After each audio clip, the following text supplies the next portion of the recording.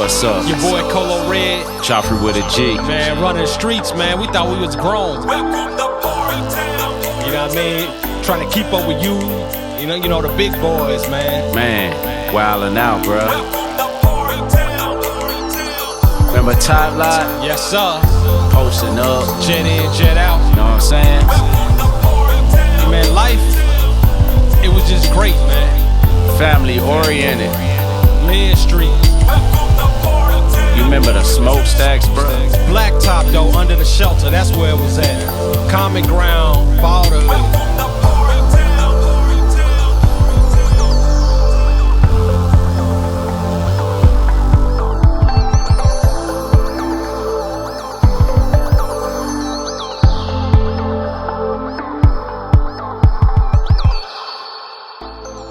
What's up? This your boy Face Cap 1. And it's Joffrey with a G. Episode number 3. Let's get to it. Yes, it is, man. What's on the menu today? Man, hey, everything, bruh. Okay, you got the full course. A la carte. The whole, what they say, the whole world is your oyster. It is. What do they mean by that, man? I don't get that shit. I don't even know. And you know, that's one of them things, is one of them sayings that you be like, why do they say that? It stemmed from something. It did, yeah. Probably got lost in translation. But yeah, man, so the menu, what topics you got in mind, man, or something that was on your mind? So I had seen a video where they was ranting or whatever about the culture. Right. You know, and some people, they tired of representing the culture in a negative light, but I think it was just like about like the movement they got on New York with the I guess the drill music. You speaking on that? Well, I'm speaking on like how some people feel like, they don't want to be like a slave to the culture or to the industry or whatever, where like you rich and successful, so you gotta rock a chain, you gotta drive a certain car, you gotta buy a certain amount of house. That right there, that's purely choice. I mean, you can use us as an example, right? We from the hood. A lot of people don't know that. Yeah. So we're not slaves to the culture. Right. Just because you from the hood don't mean you gotta act like you from the hood. Just because I'm from the hood don't mean I gotta sell dope. I like tech shit. Right. I like devices, computers. That don't mean I gotta sell drugs. Shit, I don't know how many ounces make a key, or what I mean, you know what a kilo is, but how much is a 3.5? I don't know, and I'm from the streets, so I mean the hood is complex though. It's very complex. But yeah, not to get straight out, but go ahead. I didn't mean to interrupt you. Nah, it's everything good. It's the culture is what it is. I know Chappelle said it best. He say he ain't hating on it, but he say some stuff about it is a little sick.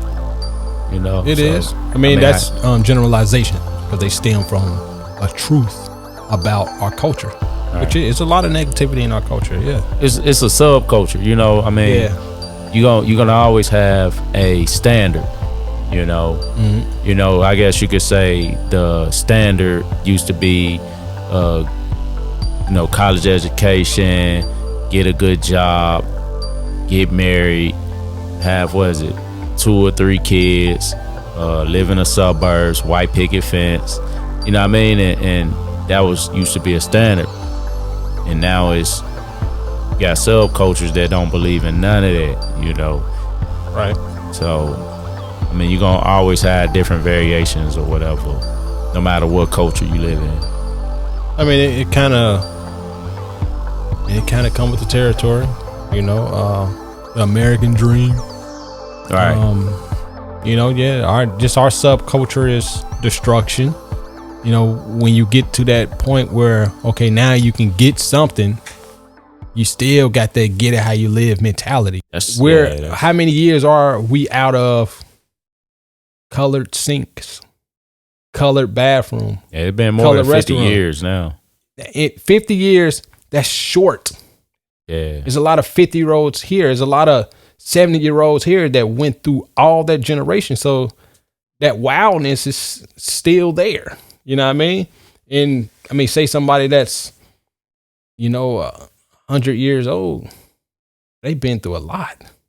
And man, I think really the day that you see there are no more warriors in the society or mankind as a whole, I think that's a problem. I mean, our masculinity as men is no longer there because I don't even want to speak on masculinity, bro. Every society has had it. I mean, you go back to the Bronze Age, the Gold Age, the you name it age, right? Right. You always had warriors. So now we call warriors, a problem. You lock up the warriors now. If the warrior is not willing to join your military, if he's just walking out there on the street, you lock him up. Right. You cage him. You don't get with the program. Right. But warriors are necessary. So, right. Yeah. It's in society. It is. They have they part. And I had a discussion with a associate of mine, right? And it was regarding masculinity and all that shit and toxic masculinity and all that. And I said, bro, like, so you believe in feminizing males? Like, I'm like, please define toxic masculinity. And I know, guys that's over macho, like they try to overcompensate, like they're in the gym and they trying to bench press 600 pounds and shit. Like that's not even realistic in society. Like really, you want to bench press 600 pounds. I mean, you got to wrap your elbow 15, 30 times just to put this weight up. One time. Like guns exist, bro. Like why do you need to get this? Like, what is it? But I mean, there's people just overdo stuff, yeah. That to me, I guess if that was a term, that'd be toxic masculinity. Yeah. But it's like now they trying to bleed that into just a man just being a man, assertive, 10 toes down, lead and direct and shit. Cause we were talking about relationships. And I'm like, I mean, let's use simple logic. Somebody breaking into the house, who's expected to go to that door? It's going to be the man. Right. Yeah. Is that toxic femininity that you don't want to take that bullet from me? So it's like they trying to pick and choose what's toxic, what's not. Is that abusive boyfriend? Maybe, that's toxic, abusive boyfriend, but just because a male is assertive, that's not equivalent to an abusive boyfriend. That's toxic. Yeah. You know what I mean? And it's like, I don't know. It just feel like it's a plot on men's masculinity. And then I just brought up, toxic femininity, over sexing themselves. Oh, definitely. But they call, they pretty up toxic femininity with, I'm liberated. This is liberation. Let me be me. I want to have sex with any and everybody. Liberate me. But you still got a wife though. Yeah. Yeah. Right. So I don't know, man. It's just weird, man. Give me your thoughts. I mean, you so intellectual when it comes to stuff like this, sir. Well, man, I think that, a woman can do whatever she want with her body. It's a consequence. But that don't mean me as a man with me considering myself as a top earner that I have to accept that part. Who you have become. Mm-hmm. And then also you want me to accept you picking and choosing when you want me to be the man. Right. So when there's a threat, now you want me to be the man. Right. When there is no threat, I just want you behind the scene, out the way, so far out the way, nobody even see you. You're not even present. I'm doing all this. And, and I hear it. Every time I see on social media, bro, I mean, you could pull up any of the apps and you'll see a woman and her kids, no man. Like clockwork. And I built this. I did this. I don't need no man. But then it's a man present though. you just want him there, but you won't acknowledge him to the rest of the world that actually you're not who you say you are. Want him as an accessory. Right. Pull him out when he's needed. You're not needed. Let me put you back in the jewelry box. Yeah. Yeah. So it's like a lie, bro. I think we're currently living in what they call the metaverse. And I used to think it was like a myth, you know, and like what the heck they talking about the metaverse and all that. But we getting there, bro. Like I think we had an earlier discussion, like you see a woman on social media and she look pretty, see in person, you're like, what the heck happened to you? Like, dang. She know her angles. Yeah, you know, and so in the metaverse, you could be whoever you want to be, you know.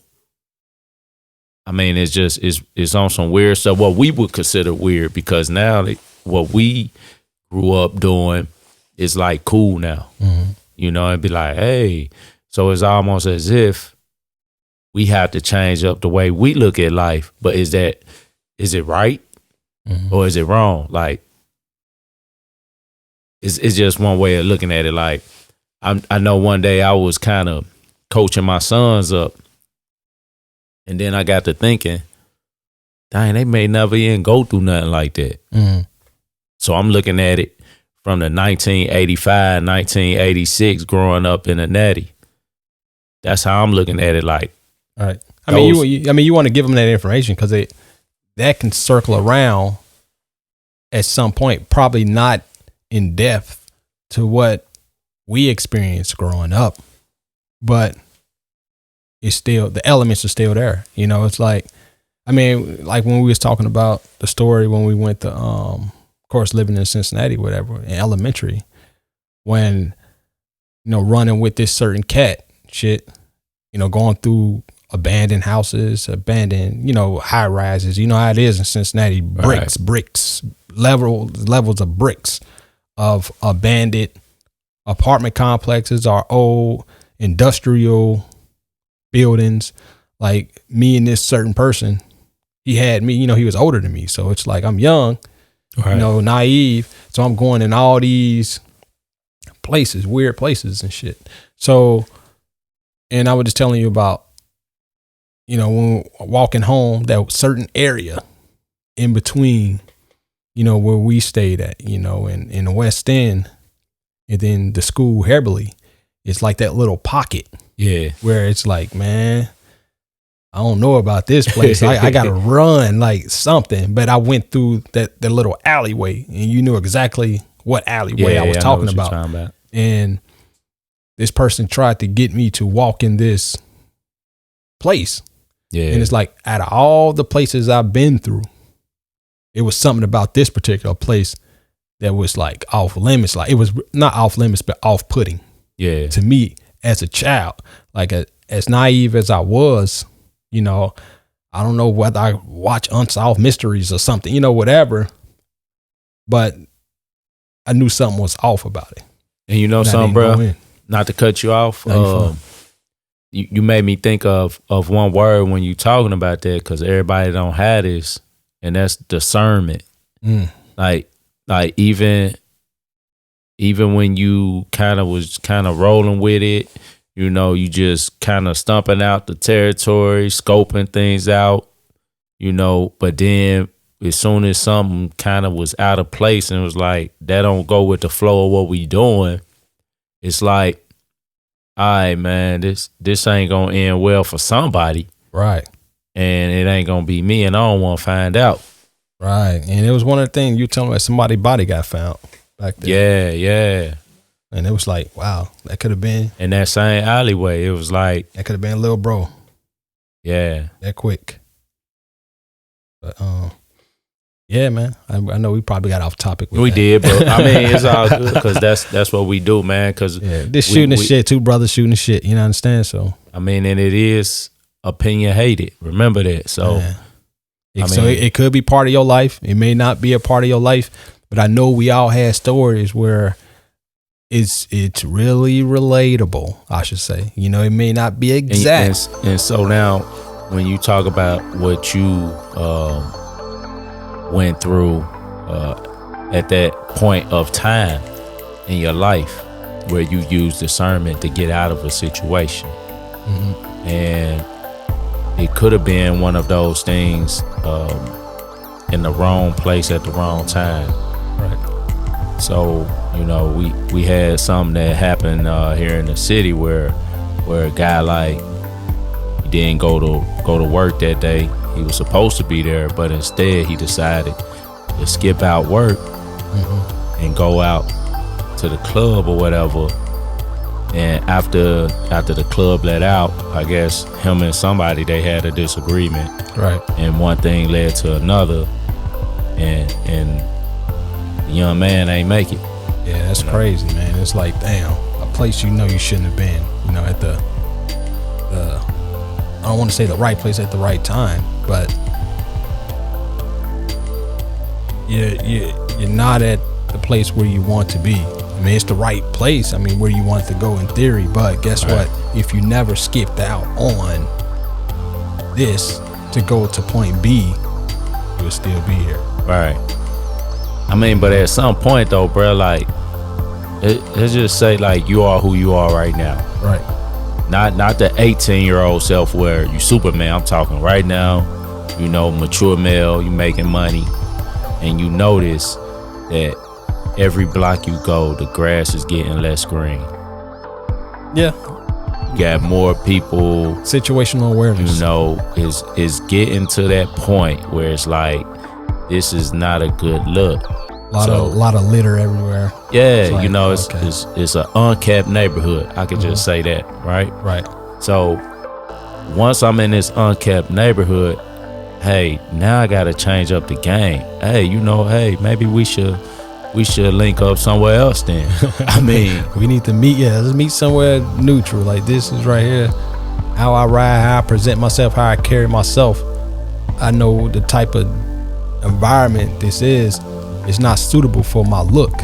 My look is going to get tested. Right. You know, so it's like, you know, situational awareness, man. That's it. A lot of people lack that. As much as you think it's like natural, which it is, because it's that fight or flight, right? Right. So a lot of people don't listen to that. They're just like, shit, nothing gonna ever happen to me. And that's when something happened to you. Hey, well, Can't be oblivious. it made me think of that movie where the dude was like, I want to say it was Old Dog. He said, "Shoot, man, the graveyard full of niggas that thought they was hard." I don't know, but it's real though. Yeah, I mean, real. the ground is full of hard niggas, man. You ain't the first one, bro. So, and speaking of that, right? I was watching on Vlad. He was interviewing TK Kirkland. okay, And all right. he keep it 100 though. That boy. He said, hey, you shouldn't even be having sex unless you got 25,000 cash in the bank. Dang. I respect that, because his thing, don't waste that woman time. You know what I mean? You can't afford to have sex. You need to be, basically, as a man, you need to be on your purpose. But that's off the subject. So to stay on point to what you was talking about on the graveyard, people in the heart, you know, it's gangsters above and underground. Yeah. He was just saying, like, people, you know, they go to the gym, get all swole, all this. Like I said, we was talking earlier, right? Yeah. You can bench press 600 pounds. Okay.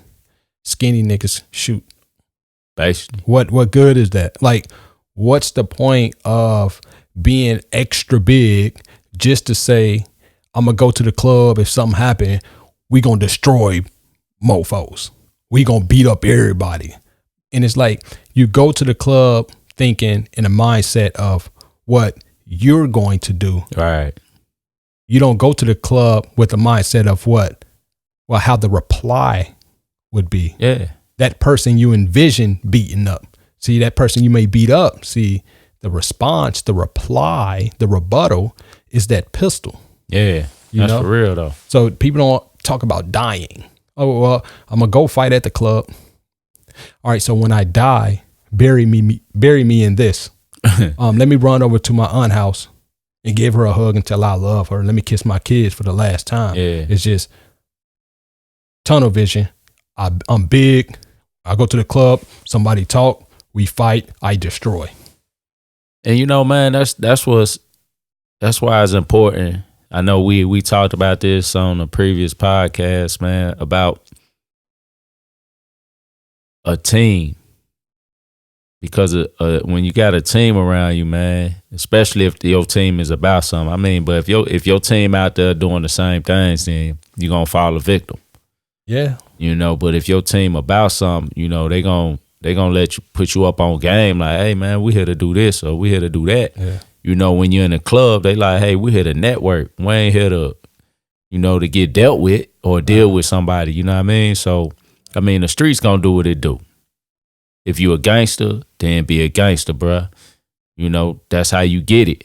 But if you gonna be in the game of business, taking care of your family, you know, don't live that double life. Like, do that. Yeah, having 1 foot in, 1 foot out. Yeah, it's like this.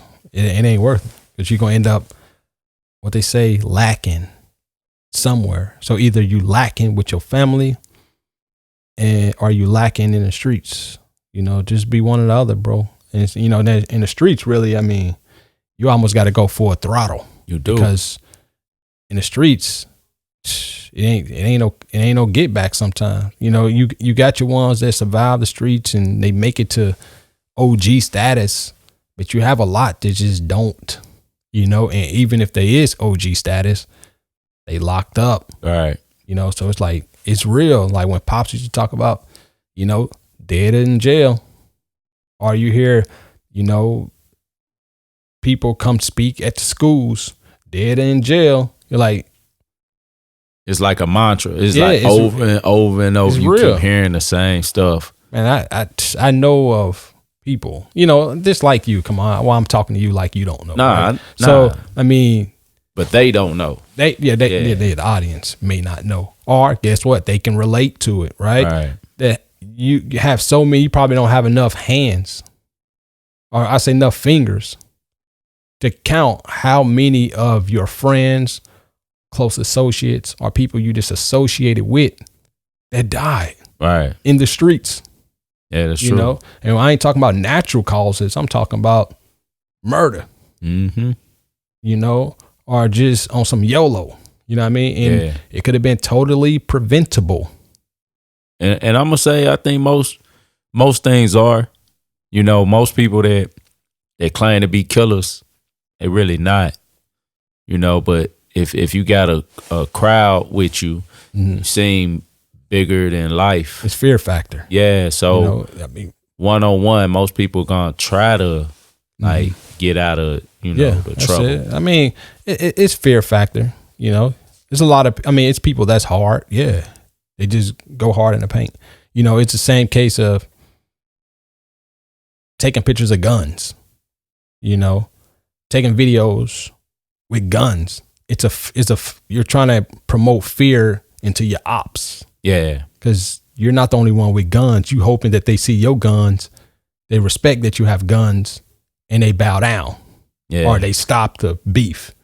You know, it's just a fear thing, you know, so, and that's all that is, man. So it's smoke and mirrors, but that's not saying because this person got a picture of a gun, he won't use it. Yeah. But I don't want to say a lot, but it's a good amount of people that won't use it. And you know, bro, man, that's something that's new, because I mean, you know this, back in the day, it's always been known that real G's move in silence, man. You ain't pulling no pistol. You ain't showing no pistol unless you gonna use it. And I'm not about to tell anybody that I'm about to get them. Matter of fact, I'm a family man. That's the new generation, bro. Yeah, like, they put all they issues, media, I'm gonna run up on you. And I'm looking like, why would you tell who you gonna run up on you? Who you gonna run up on, that you gonna run up on them? They drop your location. Like, really? You really finna make me self-defense you? Right. Cause I'm gonna drop my location, you pull up, guns are blazing, and I get a self-defense. It's a free body. And when they go live about something like that, God, you act like the laws ain't watching. Like, matter of fact, they ain't even got to show up until it's a done deal, because now you committed a crime, bruh. Right. Like, in real time, you telling on exactly yourself what you're gonna do. Yeah. Damn, it's like, the first 48 live, first 48. Yeah, really, pretty much. Yeah, you might as well just go ahead and sign that document, bruh.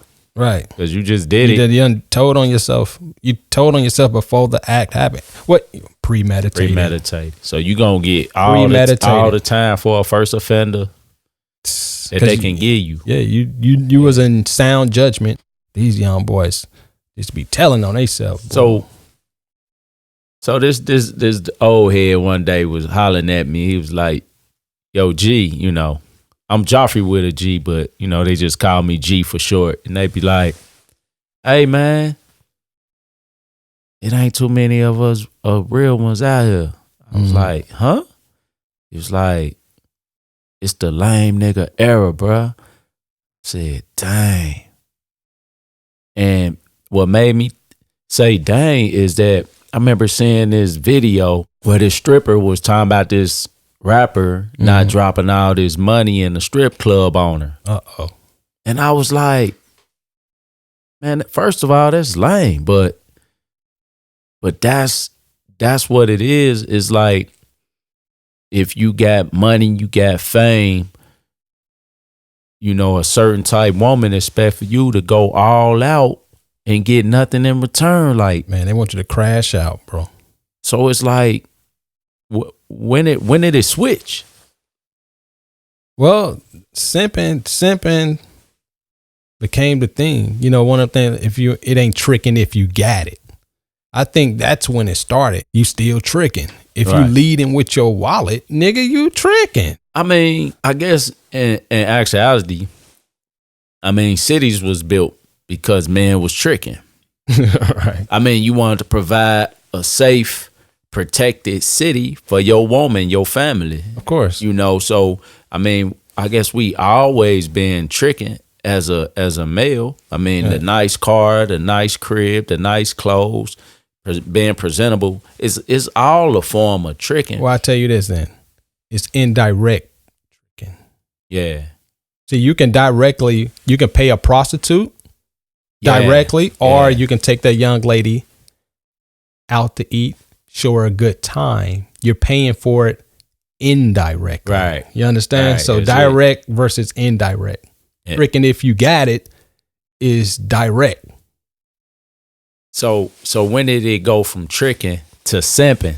Because that's a difference. Well, because simping, okay, yes. I'll give you the difference, right? Tricking and then simping. Simping because a lot of lame dudes start getting money. They getting money, right? bro. So most women, of course, women want a handsome guy, right? And I joke with females. I'm like, I mean, really, what's an ugly dude? He just look more macho, manly faced than the next guy. But a man should look like a man. A man shouldn't look like a woman. Right. But y'all like pretty boys. If a woman, from a man perspective, a woman should look like a woman. If that woman look like her uncle, we don't say, damn, she beautiful. You know what I mean? Like, we don't accept that like y'all will accept a male that has feminine features. Right. Y'all just call him a pretty boy and y'all like it. Yeah. You understand? Do. So like y'all, am I making sense? Yeah, I don't know what to that call makes it, but it's just, y'all don't do that. So with that being said, so if a man, even though if they like pretty boys, you know, handsome, cute guys, whatever, you have that level of guy that he's not pretty, he's not handsome. Maybe he like an alpha, maybe. Or I don't even want to say he an alpha. I just say he maybe don't look to par, but his money is not there. So I say he, just like they say with police, right? Most people that's police got bullied all through high school. Yeah, a lot so of them, in that same context, this guy didn't get women. He never really had that attraction from the other sex like that. He wanted to be cool like this guy or, you know, like that. It never happened for him. Right. So now he had no choice but to concentrate in school, graduate high school, go to college, or if he graduated from high school, I'm working his job.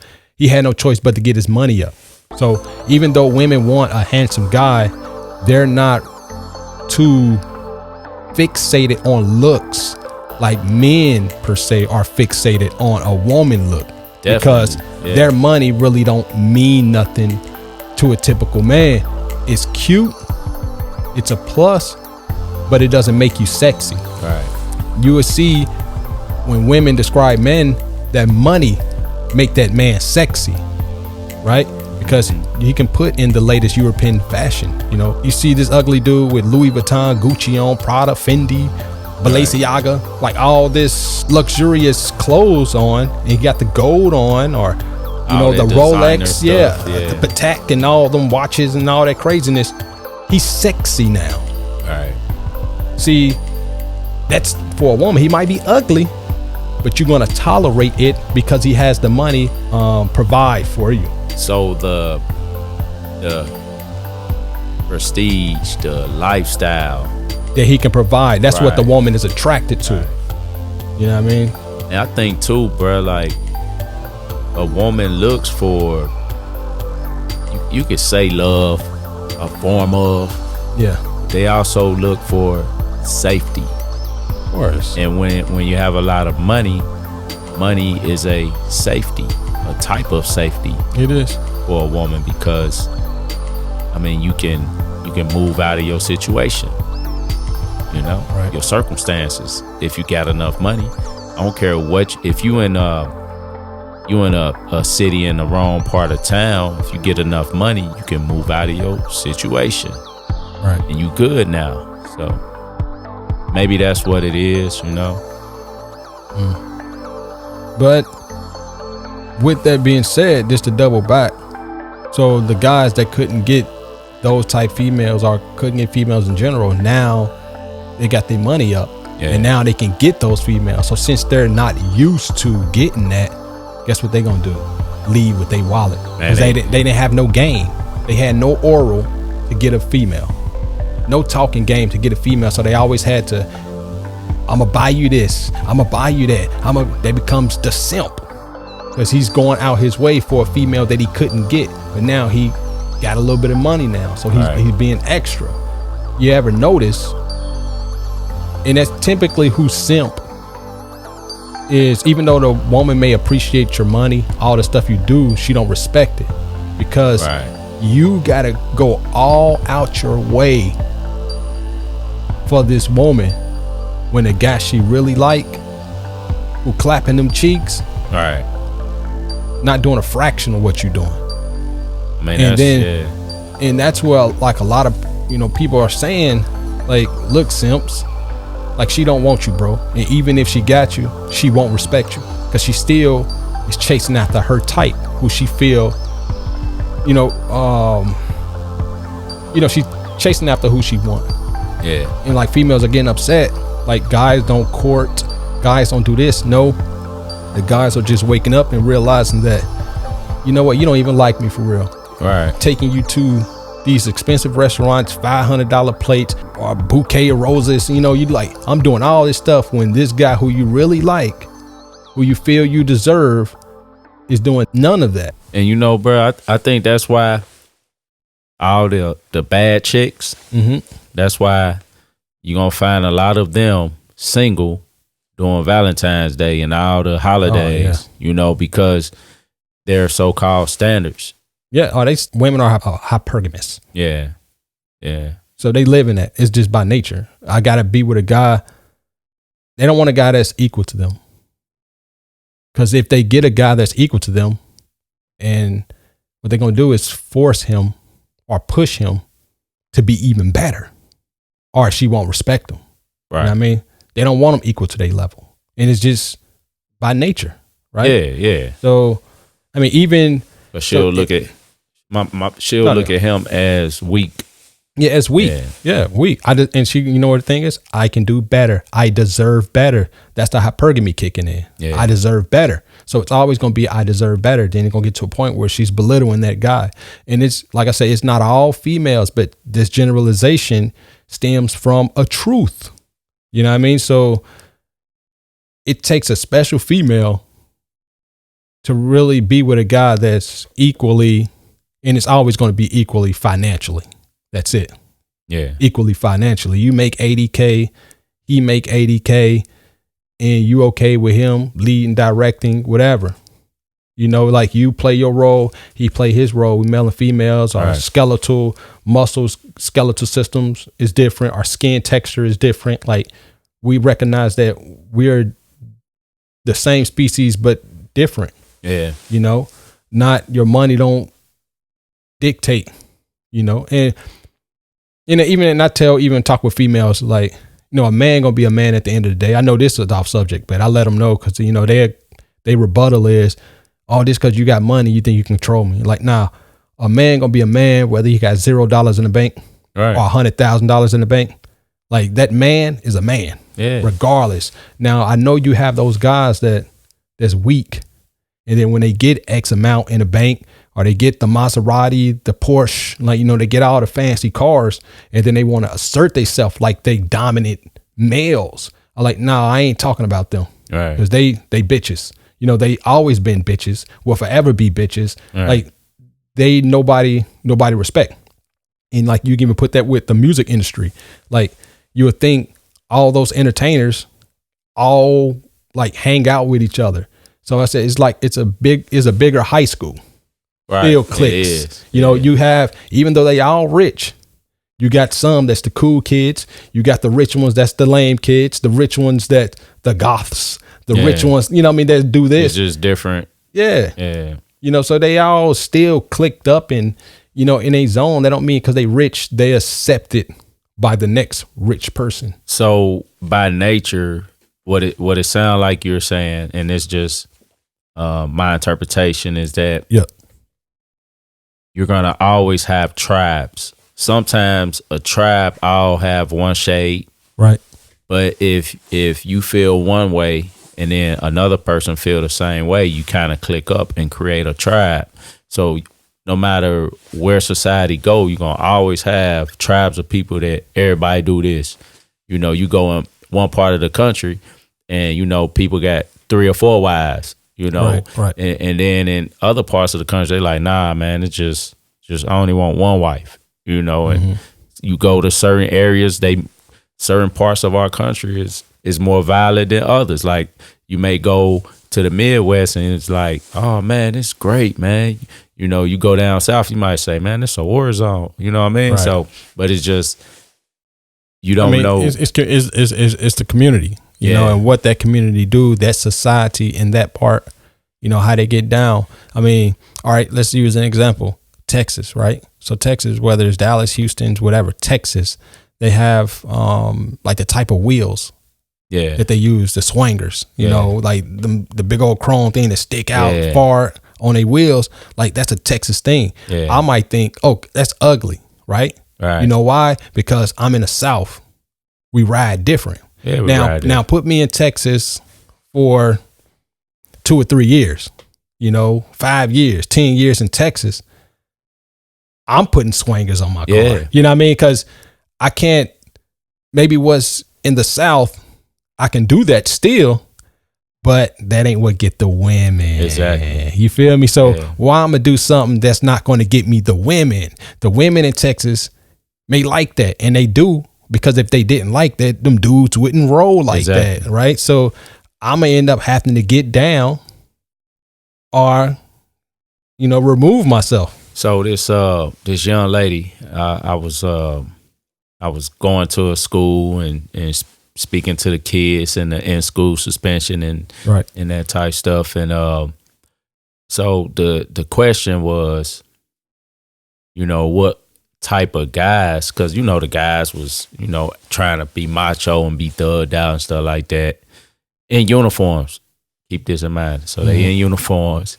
And the young lady said, nah, she attracted to the dude that's sagging, you know, not neatly dressed and stuff like that. She said, but when she get her career going, she gonna want a dude that was dressed like me. And my dress was, you know, I had slacks, dress shoes, a shirt and tie on. I was presentable. So it's a maturity level. It's a maturity level. It's a situational level. Yeah, because typically, and this is just another general that stem from a truth, that they don't want that good guy until they have a lot of baggage. So once they done use all their currency up, being their beauty, their youth. Yeah. So once they done spent tricking, so once they done spent their currency up tricking on this dude and that, you know, whatever, or get a couple of a baby, then maybe a second baby, a third baby. Now they get older and older, they hit that wall, and you know they want that good dude now to pick up the slack. And I'm gonna tell you, bruh,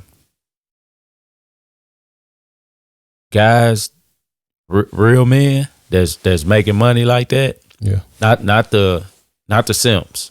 Yeah. Real men don't want those women. No, they don't. Bruh,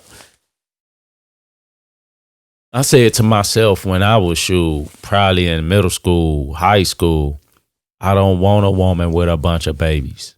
Yeah. Before I start making any money. That's just how I was thinking. Yeah, you want your own lineage. You know yeah. what I mean? Like taking care of another, not to say that it's wrong. It is really depending on where her head at. Like, okay, say they were, you know, married or something like that, or a long-term relationship. Yeah. You know, it's different levels to sense, it. So it ain't saying that if she has kids, don't mess with her, you know. And it's like, you know, say you meet the baby daddy or you don't meet the baby daddy, you want to check, is there drama between the baby mama and the baby daddy? So it's levels to it. It definitely is. Right. No drama. Okay, cool. They were married.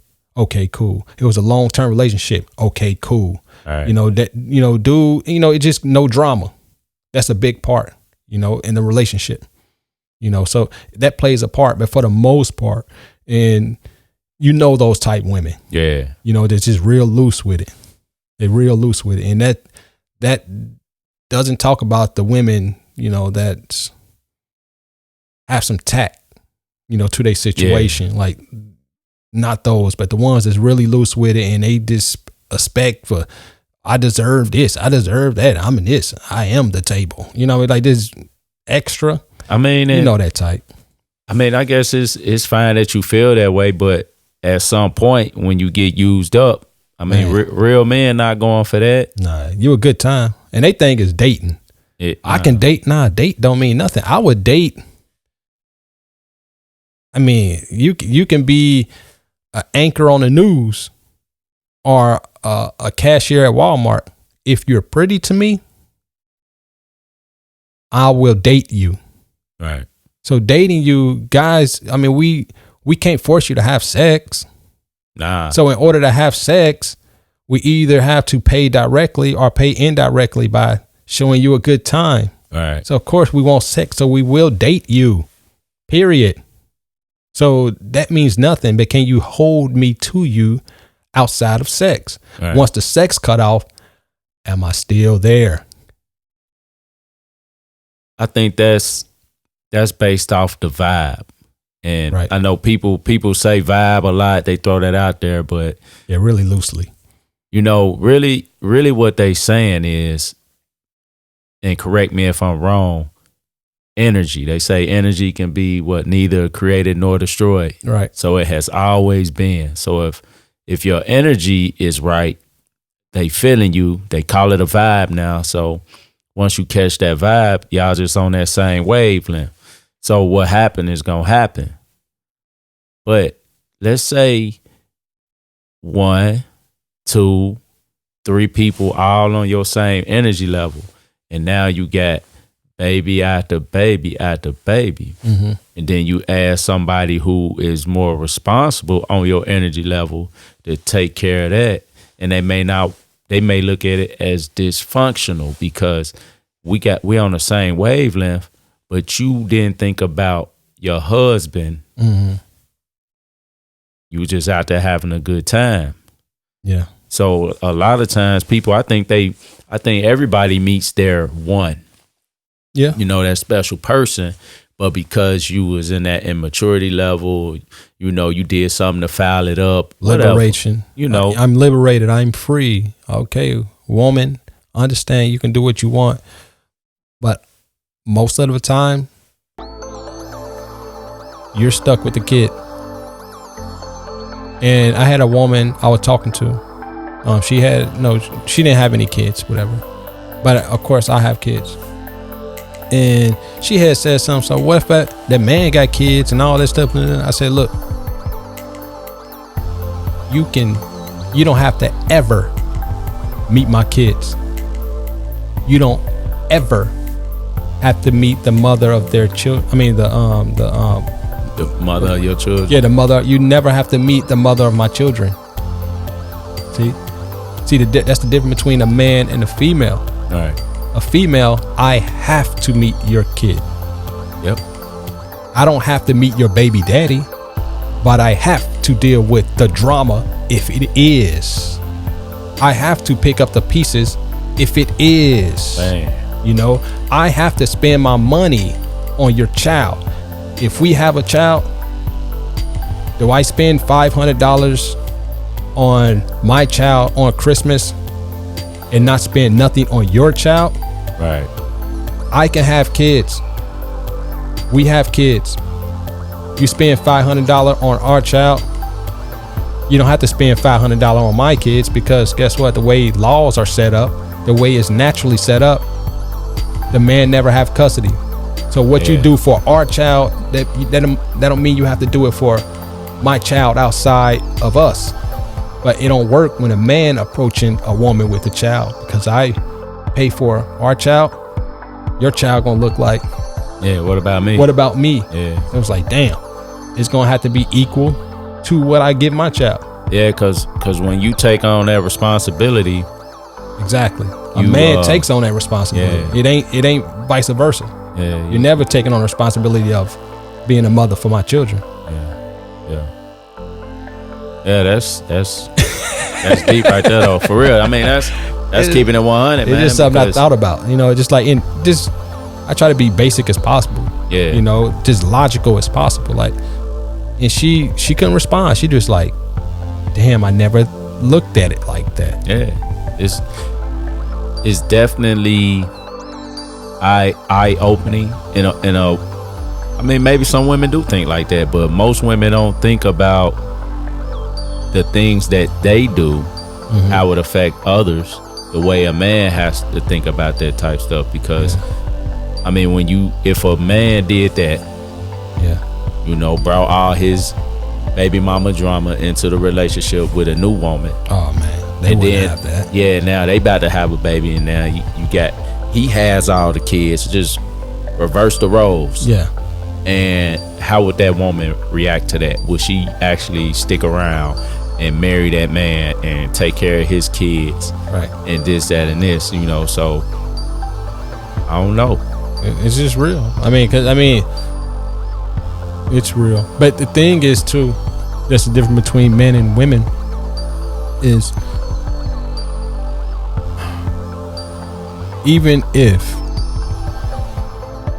and this is a general statement because I've seen it, even if there is baby mama drama, the woman that get that man will feel like she got the prize. I won, bitches. I got the man. I don't know too many men that's gonna, you know, deal with the baby mama drama and just wear I got the woman as a badge of honor. Like, I got the woman.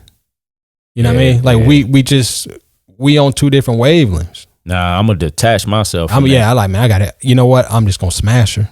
Yeah, and then I'm gonna smash for a few. Then I gotta go. I can't be dealing with that, man. You know what I mean?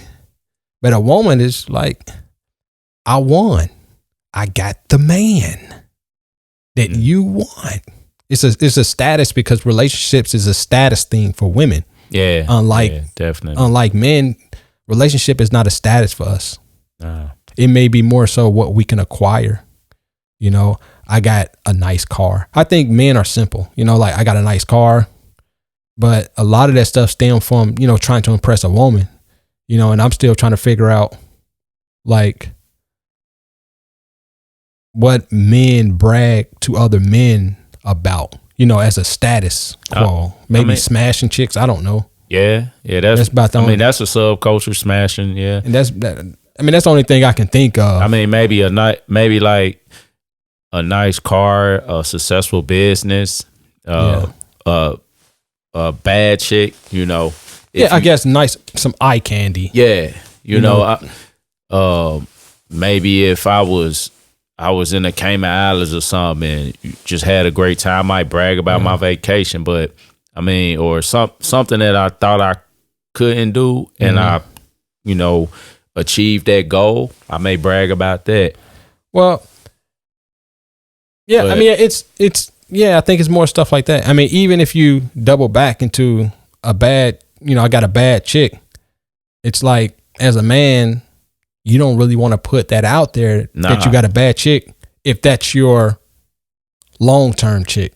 Right. Now, if she's short-term, I got a bad bitch, it's short-term because it's like, okay, you give her back to the streets at the end of the day. So when is the one you looking to potential be with, long-term, mate with, protect, provide, all that stuff, you don't really want dudes. I mean, if she got a fat ass, dude's going to see she got a fat ass. She got a body, the other dude's going to see that. So you're not trying to bring that, add to the attention by saying, ain't she bad? You know what I mean? Like, you ain't nudging nobody on the shoulder, say, look at her, look at my wife's ass. You're not, versus, versus some little knucklehead, some little chicken head you messing with, because she for the streets, so I don't even really want to put that unless you're, that upper elite, 3%